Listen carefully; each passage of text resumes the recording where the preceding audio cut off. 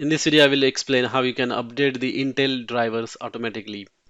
So what you have to do is that you have to go to this website intel.com, and in the downloads center you will find this automatically update your drivers and software. Just click on get started, and then it will install a software onto your system, and that software is this one, Intel driver and support assistant. Once it is installed, just click on that, and then once you click on that, what happens is that web page is open where it will show all the details of your system. So you can see here it is showing the model of my laptop, also showing the BIOS, motherboard, operating system. All this information is shown, and it also shows like if there is any update available.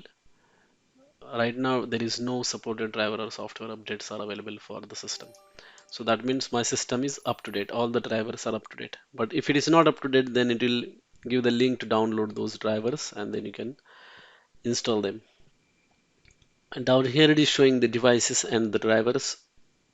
So I have this processor, and then there are two graphics cards, this one, and also it is showing other devices and drivers as well. So this way you can find out if Intel driver update is necessary for your laptop or not. Thanks for watching.